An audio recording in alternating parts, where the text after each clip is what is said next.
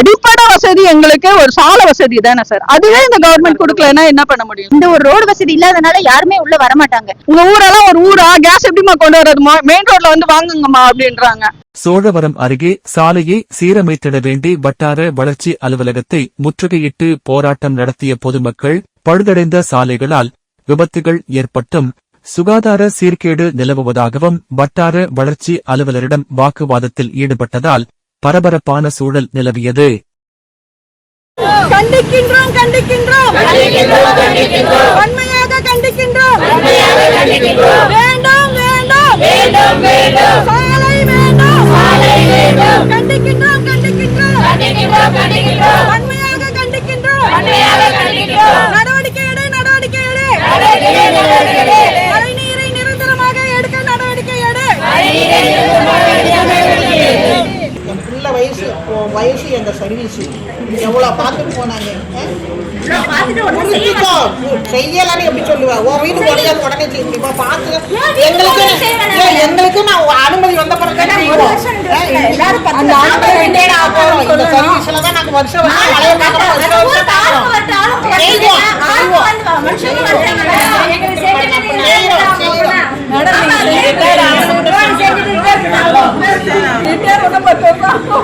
திருவள்ளூர் மாவட்டம் சோழவரம் அடுத்த சோழிப்பாளையம் கிராமத்தில் உள்ள பாலமுருகன் நகர் குடியிருப்பில் 100க்கும் மேற்பட்ட குடும்பங்களைச் சேர்ந்த மக்கள் வசித்து வருகின்றனர்.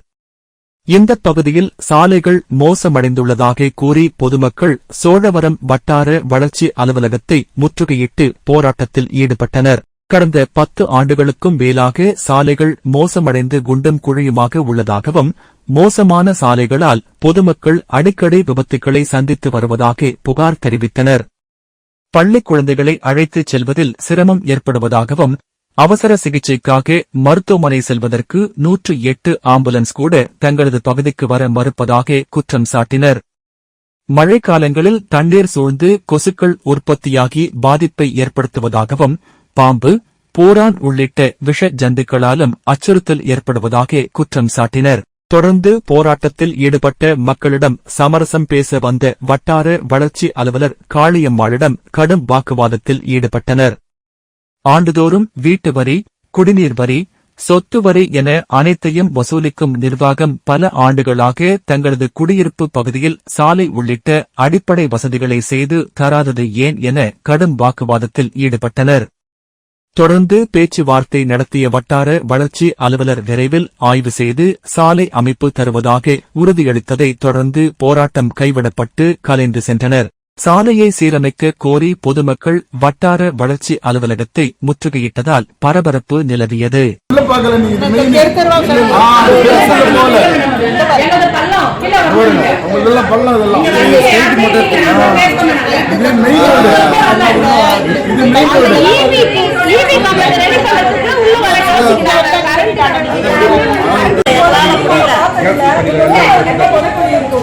ஒரே கவுச்சு வாத்தடிக்க மேடம் வீட கட்டிட்டீங்க.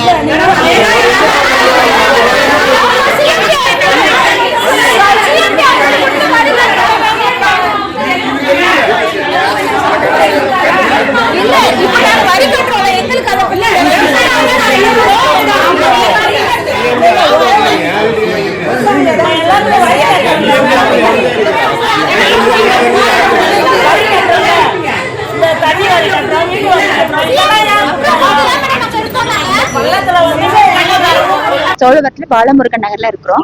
அவங்க சொன்னது அடிப்படை எந்த வசதியும் இல்ல, ரோடு வசதி கிடையாது. யாருமே இந்த ஒரு ரோடு வசதி இல்லாதனால யாருமே உள்ள வரமாட்டாங்க. முதல் சொல்ற காரணமே முதல்ல உள்ள எப்படிமா வர முடியும், எதுமா பண்ண முடியும்வாங்க. அதை விட ரொம்ப முக்கியம், நாங்க நடந்து கூட போக முடியாது சார். முதல்ல நடந்து போக முடியாது. வண்டியில போனா விழாம இருக்க மாட்டாங்க. வண்டி வாரம் அது சரி செய்யறதுக்கே எங்களுக்கு அதுக்கு தனியா சம்பாதிக்கணும் சார். அவ்வளோ ரிப்பேர் ஆகும் வண்டி. குழந்தைங்களை ஸ்கூல் கூட்டிட்டு போக முடியாது. ஒரு பால் உள்ள வரமாட்டாங்க, ஒருத்தர் கூட உள்ள வரமாட்டாங்க சார். வரத்துக்கே பயப்படுவாங்க. அந்த மாதிரி இருக்கும் ரோடு. குப்பை அப்படி இருக்கும். அவங்களும் உள்ள வந்து எந்த ஒரு குப்பையை கொண்டு போய் குப்பை இதுல போடுறதுக்கு அங்கேயும் கிடையாது. அப்படியே அங்கங்க தேங்கி இருக்கும். அப்ப கொஞ்சம் மழை வந்தா பாருங்க, கொஞ்சம் நினைச்சு பாருங்க சார். அந்த இடத்த வந்து பாத்தீங்கன்னாலே தெரியும், அவ்வளோ ஒரு வசதி கூட கிடையாது. தயவு செஞ்சு இனிமேல் 10 வருஷம் ஆச்சு. நாங்க எல்லாருமே தான் போராடுறாங்க. ஒவ்வொருத்தவங்களும் வந்து போராடி போராடி போராடி பார்த்து எல்லாருமே இப்படிதான் ஒவ்வொரு வருஷமும் நொந்து போயிட்டோம்.